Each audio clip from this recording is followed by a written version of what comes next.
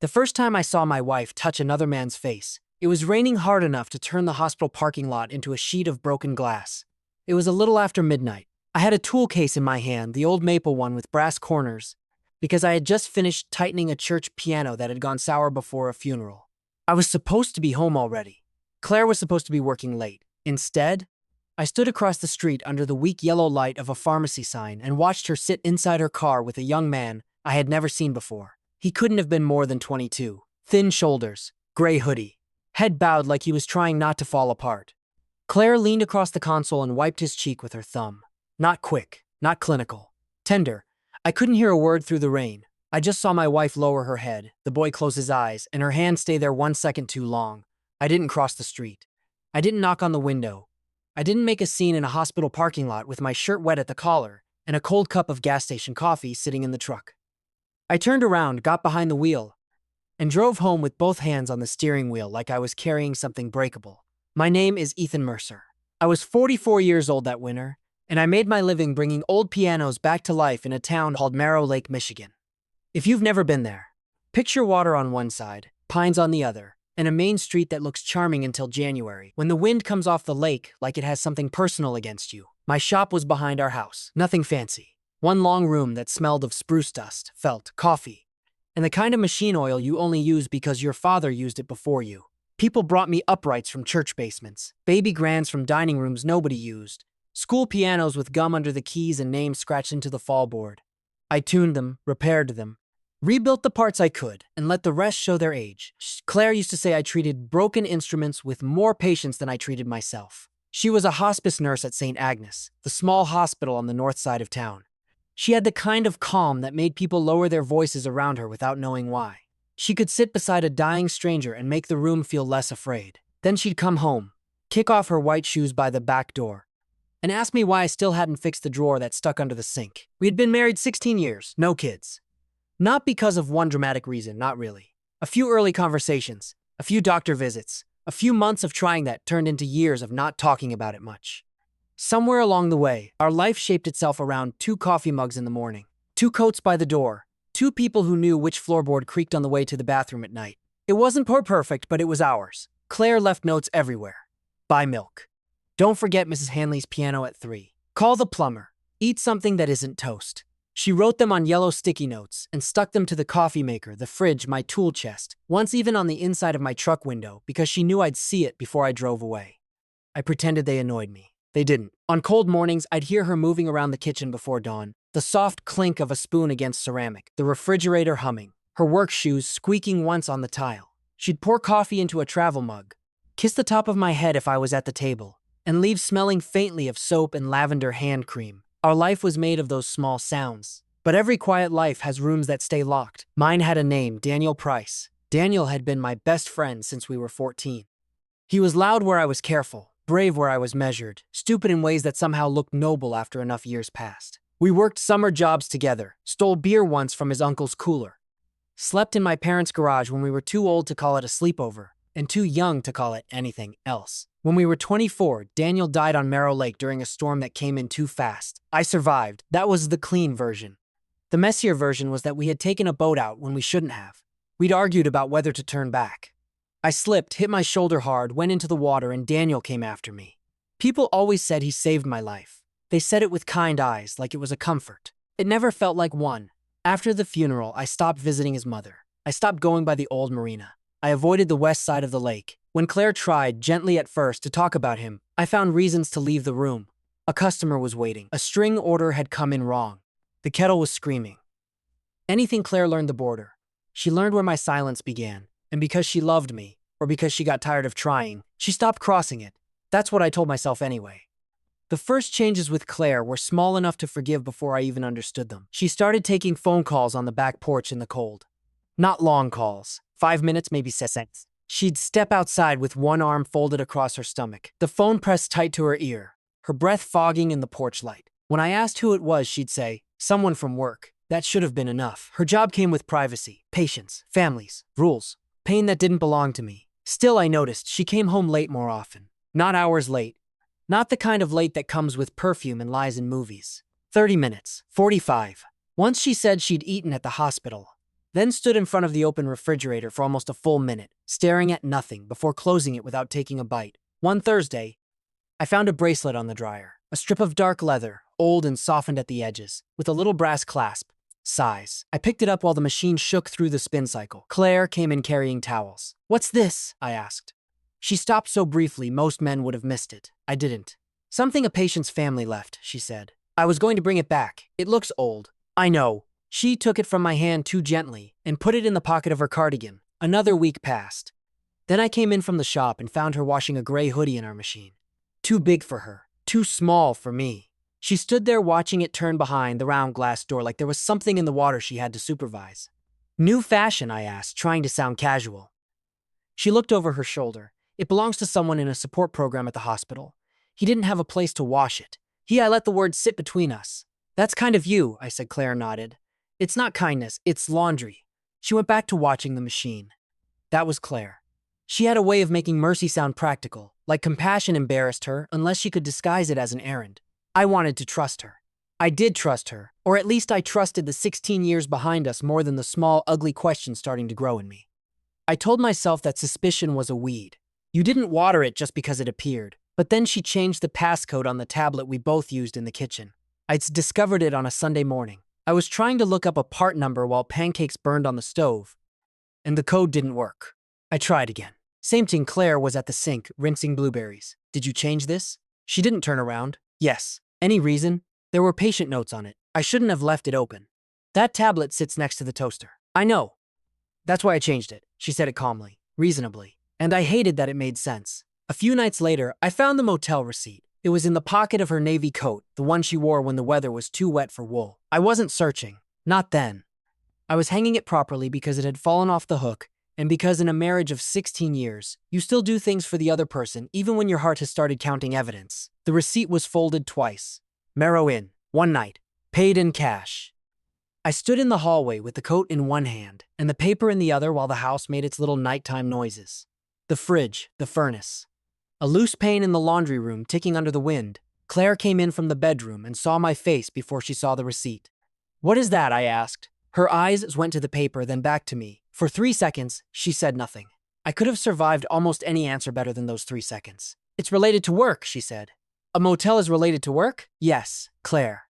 I can't tell you details." I let out a short laugh that didn't sound like me. "Because of patient privacy, yes, you understand how that sounds." "I do," we're going to say, "and that's all you're going to say." She looked tired then. Not guilty exactly. Worn thin. "That's all I can say." The paper shook a little in my hand. I folded it again because I needed something to do. "I'm not stupid," I said. Her face changed. "Not anger, hurt maybe." "I never said you were." "No, you're just hoping I'll act like I am." She closed her eyes for a moment. When she opened them, they looked wet, but she didn't cry. "Ethan, please don't turn this into something it isn't." That sentence did more damage than the receipt. Something it isn't. It sounded like the kind of thing people say when they already know what it looks like and need you to distrust your own eyes. I slept badly that night. Claire lay beside me on her side, facing the window. I faced the ceiling and watched passing headlights slide over the walls. I thought about my father. He left when I was 13, not all at once. First, he worked late. He smelled like someone else's laundry detergent. Then my mother started getting quiet at dinner, and I learned that children can feel humiliation in a room before they understand it. When he finally packed, he told me adults were complicated. I decided then that love wasn't supposed to make you beg for the obvious. I had kept that rule most of my life, except now I was lying in bed beside my wife, afraid to ask questions because I already feared the answer. The night I followed her, I told myself I was only going to bring her dinner. That was a lie, but it sounded decent enough to get me into the truck. Claire had texted that she'd be staying late after her shift. I bought coffee from the station on 6th because my hands needed something warm. The radio was playing an old Tom Petty song low enough that I could hear the wipers drag across the windshield. I parked across from St. Agnes at 8:17. At 8:39, Claire came out. She wasn't wearing scrubs. She had on jeans, a dark coat, and her hair pulled back. She walked quickly, looking once over her shoulder, then got into her car and drove away from the hospital. I followed from too far back, which would have been ridiculous if I had been in a movie and pathetic because I was not. She drove toward the old rail district, past the feed store, past the boarded theater, past the line of warehouses that had been turned into thrift shops and counseling offices. She parked outside the community center near the tracks, a brick building with half the letters burned out on its sign. I parked under a sycamore tree and killed my headlights. 5 minutes later, the young man appeared, same gray hoodie, same narrow shoulders. He carried a duffel bag and moved like someone used to being cold. Claire got out of her car. They didn't hug. That almost made it worse. She stepped close, spoke softly, then handed him a white envelope.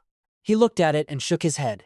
She put it in his hand anyway, then rested her palm on his shoulder. I gripped the coffee so hard the lid bent. There are moments when jealousy is not hot. It's not fire.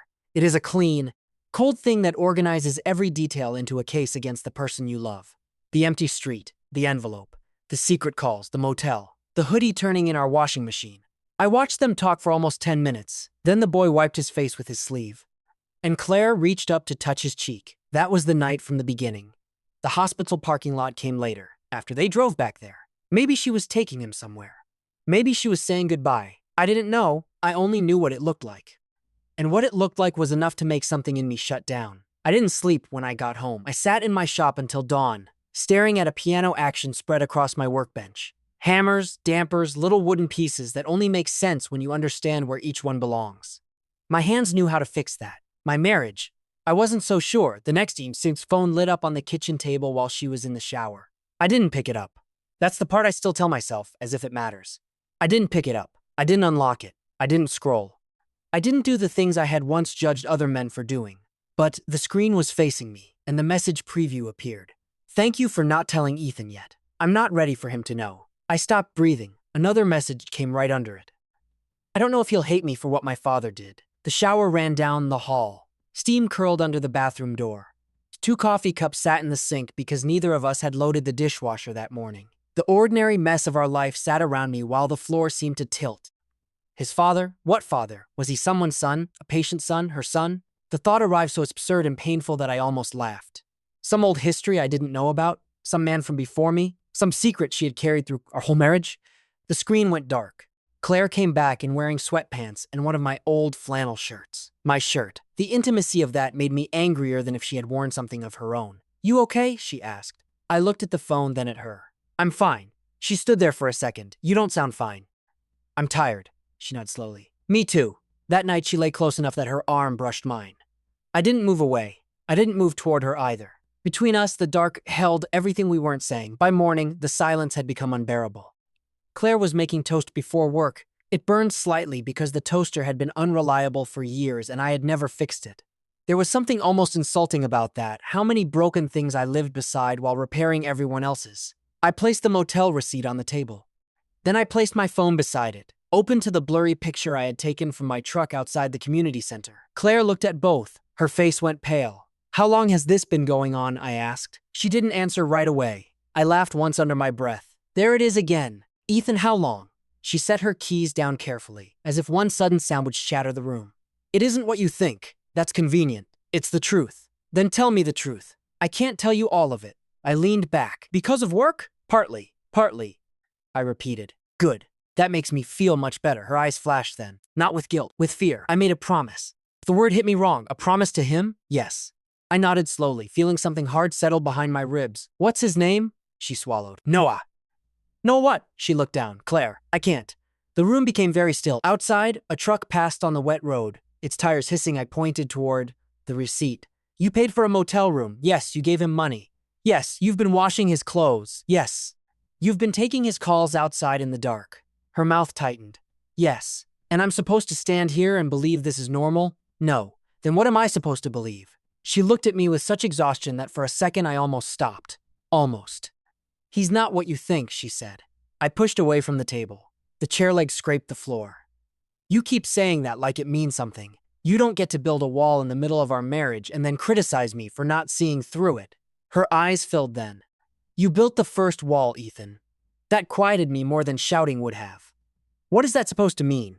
She touched the back of the chair but didn't sit. It means there are rooms in this house I have never been allowed to enter. There are names I've had to step around like broken glass. There are whole years of your life that turn you into someone else if I even breathe near them. This is not about me. It is more about you than you know. I stared at her. No, don't do that. Don't take whatever this is and drag Daniel into it because you know I won't know how to fight you there. She flinched when I said his name. That flinch stayed with me. I should have seen it. Instead, I was already too far into my own pain. Maybe I don't know what kind of woman I married, I said. The sentence landed between us with a sound I felt more than heard. Claire's face changed. Something closed. She picked up her keys. For one strange second, I thought she might throw them at me. She didn't. Claire had never been theatrical. She simply held them in her fist and looked at me like I had become someone she was trying to recognize. You have been punishing the dead for 20 years, she said. Don't punish the living because of it. Then she left. I stood in the kitchen with the burned toast, the motel receipt, and the photograph on my phone. I wanted to feel righteous. I wanted the clean anger of a man who had been wronged and knew exactly by whom. Instead, I felt like I had heard a door open somewhere far back in the house. A door I had nailed shut myself. I spent the day in the shop and accomplished almost nothing. I broke a hammer shank by forcing it, cut my thumb on a strip of old ivory, tuned the same middle C 3 times until it sounded worse than when I started. Around sunset, I went to the closet in the hall. There was a cedar box on the top shelf, behind winter scarves and a broken humidifier. I knew exactly where it was, because knowing a thing is not the same as touching it. Daniel's mother had given it to me after the funeral. A few photographs, a pocket knife, a stack of letters, a cracked harmonica. Things she said he would have wanted me to have. I took the box home and put it away so carefully it looked like respect. It was cowardice with better manners. I carried the box to the kitchen table. The hinges complained when I opened it. The smell came first. Old paper, cedar dust. I saw Daniel at 23 in a photograph by the marina, grinning with one arm around my shoulders, both of us sunburned and drunk on being alive. I saw ticket stubs from a Tigers game. A postcard he had sent from Ohio for no reason, except he thought the statue on the front looked like our high school principal. Then I saw the bracelet, not the same one, but close enough to stop my hand in midair dark leather. Brass clasp, worn at the edges. Daniel had made one for himself and one for me the summer we worked at the boatyard. I lost mine years ago, or maybe I threw it away. Memory protects you from certain details until it doesn't. Beneath it was a photograph I didn't remember seeing before. Daniel standing beside a young woman with dark hair, both of them laughing at something outside the frame. On the back in his handwriting it said, Mara, July. Before everything gets real, Mara. I sat down. There had been a girl named Mara. I remembered that much. Daniel had loved her in the messy, certain way young men love when they have no idea what love will ask of them. She left town not long before the accident. People said there had been a fight. People said a lot of things. I had never asked because by then Daniel was dead. And every question felt like opening a wound with dirty hands. Mara, Thather, Noah. The room seemed to narrow around those 3 words. I don't remember deciding to drive to the hospital. I remember only the cold steering wheel, the dark road, and the shame beginning to rise before I even understood its shape. St. Agnes looked washed out under fluorescent lights. Hospitals at night always feel like the whole world has been reduced to linoleum, vending machines, and people waiting for news they don't want. Claire wasn't at the nurse's station. A woman I recognized said she was with a family and asked if everything was all right. I said yes because people say yes in hospitals when nothing is. I turned toward the elevators and almost walked straight into the young man, Noah. He was thinner up close, with a face that looked older when he wasn't crying. He had Daniel's eyes. That's the thing people say in stories, and it sounds lazy until it happens to you. But he did, not exactly the color. The hesitation before looking straight at someone. The same guarded humor around the mouth, like he was ready to smile but didn't trust the room yet. He saw me seeing him. You're Ethan, he said. I couldn't answer right away. He adjusted the strap of the duffel bag on his shoulder. The gray hoodie was clean now. I'm Noah Bell, he said. My mother was Mara Bell. The hallway hummed around us. Mara, I said. His eyes flickered. You remember her? I remember pieces. He nodded like he had expected that. Like partial memory was the most generous thing adults had given him lately. Claire said you might not want to meet me. That hurt because it sounded like something Claire would never say unless she had reason to believe it. I didn't know who you were, I said. I know. Are you Daniel's son? The question came out rough. Noah looked down, then back at me. Yes, there are moments when the past doesn't return like a ghost. It returns like paperwork you forgot to file, exact and unforgiving. I leaned against the wall. Noah reached into his bag and took out a folded envelope. He didn't hand it to me yet. My mom died 3 weeks ago, he said. Cancer. Claire was one of her nurses near the end. I'm sorry. He nodded once. Before she died, she told me my father's name. I knew a little, not much. She said Daniel had a best friend named Ethan. She said if I ever wanted to know what kind of man he was, I should find you. My throat tightened. Why didn't Claire tell me? His face closed. Because I asked her not to. Why? He gave a small, humorless laugh. Because all I knew was my father died saving you. And I didn't know if you'd look at me and see his kid or just another reminder that you got to live. I closed my eyes. The words should have offended me. They didn't. They found the truth too directly. Noah, and because, he continued, quieter. My mother said Daniel went out on that lake because of a fight they had. I thought maybe if he hadn't been upset, if he hadn't been reckless, maybe he wouldn't have died. Then I thought maybe you blamed him. Then I thought maybe you blamed yourself. I didn't know what I was walking into. The elevator opened behind us. A man came out carrying flowers wrapped in plastic, looked at both of us, and hurried away. Noah held out the envelope. Claire paid for the motel because I had nowhere to stay the night my mom died. The community center is where the grief group meets. The money was from some patient assistance fund, not hers. She washed my hoodie because I had been wearing it for 4 days. I know how it looked. I took the envelope. My name was written on the front in handwriting I hadn't seen in 20 years. Ethan, not Claire's writing, Daniel's. My fingers went numb. He wrote that? I asked. My mom kept it, Noah said. She said he wrote it before the storm. Before he knew about me. Before she left. She couldn't read it to me near the end. She asked Claire to make sure you got it if I ever found you. I stared at the envelope like it might accuse me if I opened it. Noah said, Claire didn't betray you. The sentence was plain, no anger. That made it worse. She protected me, he said. Maybe from you. Maybe from the version of you she was afraid pain had turned you into. I don't know. I looked down the hall and saw Claire standing near the nurse's station. She had one hand pressed to her mouth. She had heard enough. I opened the letter later in my truck because I couldn't do it under hospital lights. The paper was soft at the folds. Daniel's handwriting was worse than I remembered. Big, slanted, impatient, E. If you're reading this, it probably means I chickened out and gave it to you late. Or something went sideways with Mara and I needed someone to knock sense into me. You're good at that, even when you act like you're not. I'm scared. There, I wrote it. Don't make a face, Mara might be pregnant. She hasn't said for sure, but I think she is. I keep thinking about my old man and all the ways he taught me what not to be. I don't know if wanting to do better counts for anything, but I want to. You're the only person I know who makes staying look possible. You don't run just because something gets heavy. I've always admired that. Even though I make fun of you for being 80 years old inside. If I become a father, I hope my kid has someone like you around. Someone steady. Someone who fixes what he can and admits what he can't. If anything ever happens to me, don't turn my bad luck into your prison. That would be a waste of both our lives, you hear me? Live Mercer. I read it once. Then again, by the third time, the windshield had blurred so badly I couldn't see the hospital entrance. For 20 years, I had remembered Daniel only at the end. Water, wind, my own panic. His hand shoving me toward the overturned boat. The sound of him shouting something I could never make out. I had turned him into the moment he died because that was the moment that judged me. But the letter gave him back to me before the lake. Daniel afraid.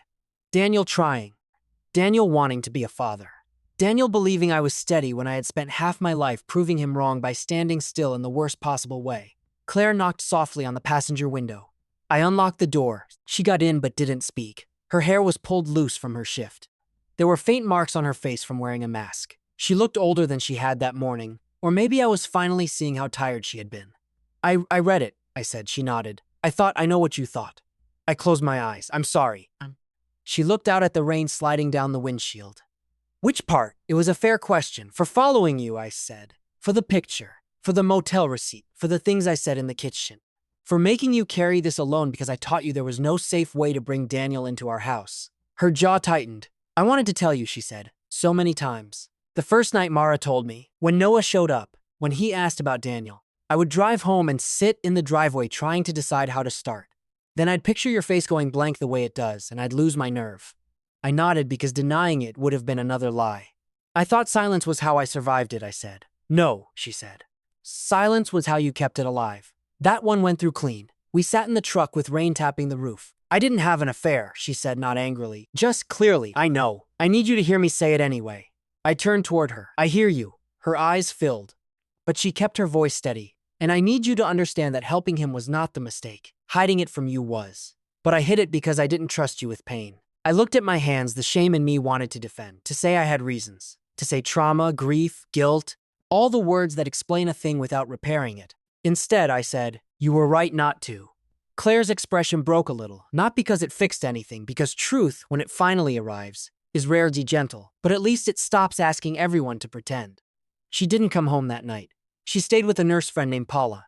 She told me before she left because even hurt, Claire was not cruel. I went back to the house alone. The kitchen was exactly as we had left it. Burned toast still in the trash. One of Claire's sticky notes curled at the edge on the coffee maker. Detergent. I stood there reading that one ordinary word until my chest hurt. Then I went to the shop. The upright I had been repairing sat open under the lamp, its insides exposed. A 1912 Harrington, walnut case, chipped front leg, action full of dust. Daniel had helped me drag it out of a closed school when we were 21. We had rented a dolly with one bad wheel and nearly crushed my foot on the ramp. I had kept it all these years, promising myself I'd restore it when I had time. That night I finally understood. I had been saying that about more than the piano. I sat on the bench and pressed a key. The note came out flat and tired. I thought of every time Claire had asked if I wanted to visit Daniel's grave, and I had said maybe next week. Every time a song from that summer came on the radio and I turned it off. Every time she touched my shoulder on the anniversary and I found a chore outside. Every time she tried to love the part of me that was still standing in the lake, and I made her stand on shore alone. Then I thought about Noah, carrying a dead father he never knew and a dead mother he had just buried, afraid that I might hate him for being connected to the worst night of my life. A boy should not have to make himself small to protect a grown man from grief. By dawn, I had taken Daniel's box out of the closet and set it on the kitchen table, not hidden, not buried. At 7, I drove to the hospital with 2 coffees and a paper bag containing the blueberry muffins. Claire pretended not to like, because she said they were too sweet and always ate half of mine anyway. She was outside near the staff entrance, wrapped in her coat, looking down at her phone. When she saw me, she didn't smile. I was grateful for that. I had not earned easy. I brought coffee, I said. I see that, and muffins, Brie. Probably. That almost made her smile. Almost. I handed her the coffee. She took it. I don't expect you to make me feel better, I said. Good. I don't expect you to come home today. Her eyes searched my face. I just wanted to say something without making you responsible for answering it. I took a breath. You were right. I disappear when Daniel comes up. I have for years. I made my grief the rule of the house and called it privacy. That wasn't fair to you. She looked down at the lid of her coffee. I should have asked before I accused, I said. And I should have been the kind of man you could tell before you had to hide. The wind moved her hair across her cheek. She tucked it behind her ear. I don't know what happens next, she said. I know, I'm still angry. You should be. And Noah is fragile right now. I won't let my marriage make his life harder. I'm not asking you to. She waited.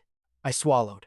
If he wants, not today if he doesn't. He can come by the shop. Daniel helped me move an old piano there years ago. I thought maybe he might want to see it. Or not. His choice. Claire's face softened in a way that hurt. That's a good start, she said, a start. Not forgiveness. Not absolution. Not a shortcut back to before. A start was more than I deserved. 2 days later, Noah came to the shop. Snow was falling, not heavily, just enough to gather on his shoulders before melting. He stood outside the open door for almost a minute. Looking in at the tools on the wall, the piano parts labeled in coffee cans, the old upright light waiting under the lamp, Claire came with him. She stood back near the doorway, hands in her coat pockets, letting it be his decision. You don't have to come in, I said. Noah looked at the piano. That the one? Yeah. Your father helped me steal it. His eyebrows lifted. Legally, I added. Mostly. That got the first real smile from him. He stepped inside. The shop heater kicked on with a dull clank. Snow melted off his shoes and left dark marks on the floorboards. I showed him the Harrington, the cracked soundboard, the hammers worn into deep grooves from decades of church hymns and school assemblies. Daniel was strong, I said. Not Jim strong. Annoying strong. The kind where he'd take the heavy end of something and pretend he didn't notice. Noah ran one finger along the piano's edge. My mom said he sang badly, like a crime. He laughed once. It startled me how much of Daniel lived in that small sound. I told him about the summer at the boatyard. About how Daniel lost a week's pay betting he could eat 6 chili dogs. About how he used to make up wrong lyrics to songs and then defend them like the radio had been mistaken. I told him about the day his father pulled me out of a fight behind the bowling alley, then lectured me for 20 minutes with a bloody nose of his own. Noah listened like a starving person trying to eat slowly. Claire stood by the door, quiet, watching both of us. After a while, Noah reached into his coat and handed me another letter. My mom kept this too, he said. It's for me, I guess, but I wanted you to see part of it. I looked at him for permission. He nodded. The page was from Daniel to Mara.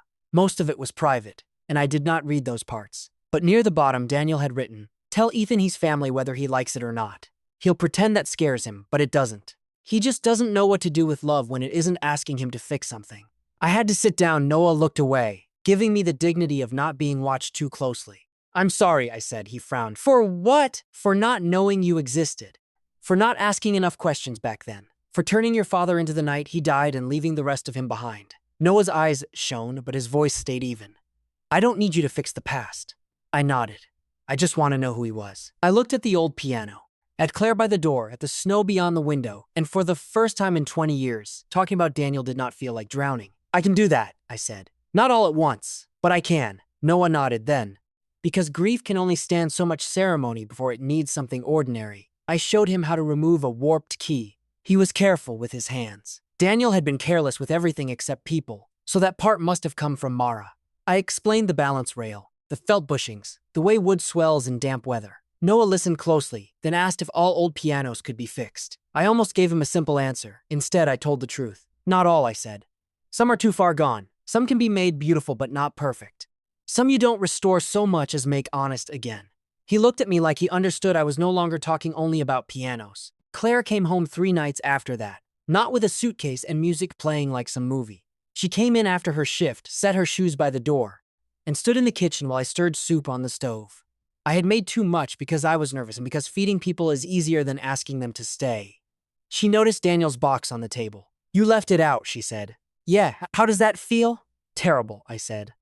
She nodded, but less terrible than hiding it. She took off her coat and hung it on the hook beside mine. We ate in the kitchen. There were silences, but they were different now. Not empty, not weaponized. They were spaces where words could arrive when they were ready. Claire told me about Mara's last days, not the medical parts, the human ones. How Mara asked for orange popsicles. How she worried Noah wouldn't sleep. How she held Claire's wrist one night and said, "Please don't let him think he came from nothing." I listened, that was all I did. It was harder than defending myself and more useful. Over the next few weeks, Noah came by the shop twice, then 3 times. I taught him how to hear when a unison was drifting, how to ease a tight flange, how to label tiny screws so you don't hate yourself later. He told me about Mara. She had worked in a library. She hated mushrooms. She kept birthday cards in a shoebox and reread novels from the middle. Because she said beginnings tried too hard. Piece by piece, Daniel became larger than his death. So did I. Claire and I were not magically healed. There were still nights when she went quiet because something reminded her of what I had said in the kitchen. There were still moments when shame made me reach for old silence. But now sometimes I said, I'm doing it again. And she would look at me and say, yes, you are. And we would begin from there. Trust did not return like a rescued dog running across a field. It came back like winter light, slowly, touching one object at a time. In early December, Claire asked if I wanted to go to Daniel's grave. My first instinct was to say I had a delivery. I didn't. We drove out to the cemetery by the lake on a morning so cold the grass looked silver. Noah came with us but walked a little ahead, giving me and Claire room. He wore the leather bracelet, the real one.